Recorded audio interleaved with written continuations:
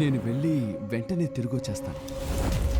Germans మనల్ని బందీలుగా ఉంచుకోవాలనుకుంటున్నారు. ఇది ఎంత సెన్సిటివ్ అయిన విషయం. మీరేమీ యజమాని కాదు, మీరు ఒక సెక్రటరీ. తీసుకెళ్ళండి. అసలు ఫైనాన్స్ మినిస్టర్ ఆఫీస్ నుంచి మినిస్టర్ మాట్లాడుతున్నారు. ఈ ఊరు వదిలి వెళ్ళిపోవాలి. అర్థమైంది. ఇప్పుడు ఈ మిషన్ నీ సొంతం.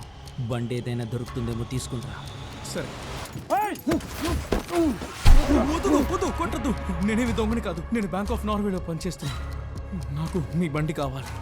ఏం సరుకు తీసుకెళ్ళాలి? మన ఊర్లో ఉన్న బంగారం మొత్తం. దీనికి బాధ్యత నువ్వే వహిస్తున్నావని జర్మన్స్కి తెలిస్తే వాళ్ళు వెతికే ముఖ్య నేరస్తుడు నువ్వే. వేగంగా త్వరగా మార్చండి. అంతకంటే ముందు ఇక్కడ చాలా పనులున్నాయిగా. నాకు మరో మార్గం లేదు.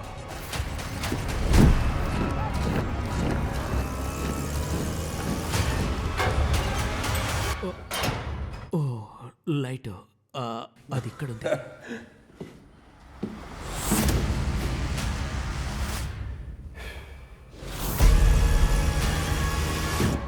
ఫెడరిక్ అస్లాండ్, నేను major Bjorn Sande, military escort లీడర్ని. ఏ బండి దొరికినా దాంట్లో బంగారాన్ని తీసుకెళ్ళండి.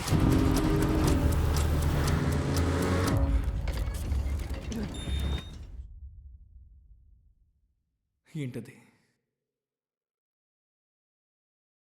దిక్కులు చూస్తూ అక్కడే కూర్చునే బదులు వచ్చి సాయం చేయొచ్చు కదా. వాళ్ళు బాంబులు వేస్తున్నారు. దాడి చేయండి. అందరూ కూర్చోండి.